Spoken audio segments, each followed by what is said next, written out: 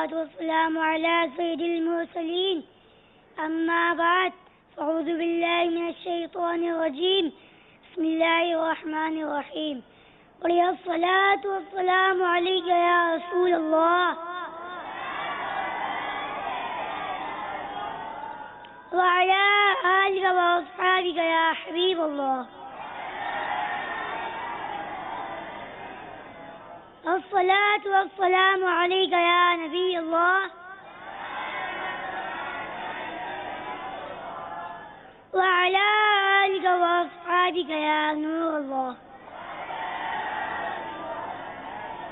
فرمان مصطفیٰ صلی اللہ تعالی علیہ وسلم جس کے پاس میرا ذکر ہوا اس نے مجھ پر درود پاک نہ پڑھا اس نے جنت کا راستہ چھوڑ دیا.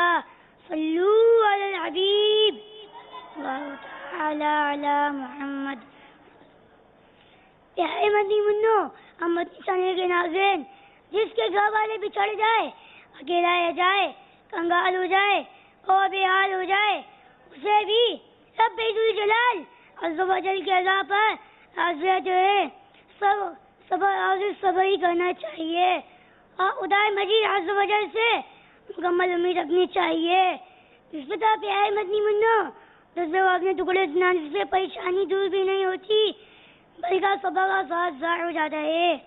اور پیارے مدنی منو مدنی چینل کے ناظرین بعض اعمال ایسے بھی ہوتے ہیں جن کے کرنے سے پریشانیاں دور ہو جاتی ہیں. مثلاً تنگستی ہو تو جس سے نجات کا عمل عرض کرتا ہوں. چنانچہ حضرت سیدنا عبداللہ ابن عباس رضی اللہ تعالی عنہ سے روایت ہے کہ سرکار مدینہ صلی اللہ تعالی علیہ وسلم نے ارشاد فرمایا کھانے سے پہلے اور بعد وضو کرنا یعنی دونوں ہاتھ گھٹوں تک دھونا محتاجی اپنی تنگستی دور کرتا ہے. یہ مسلم یعنی رسولوں علیہ السلام کی سنتوں میں سے ہے. اسی طرح میں آپ کو واقعہ سناتا ہوں.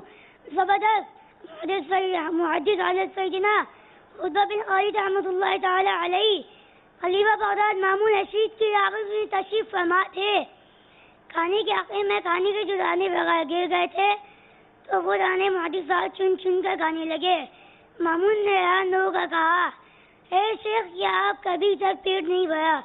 فرمایا کیوں نہیں؟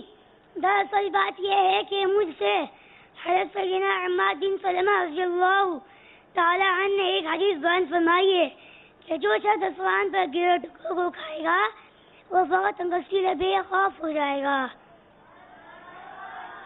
تو پتہ چلا کہ کھانے سے پہلے اور بعد ہاتھ منہ دھونے اور دسترخوان پر گرے دانے وغیرہ اٹھا کر کھانے سے تنگستی دور ہو جاتی ہے اور گھر میں برکت ہی برکت جاتی ہے.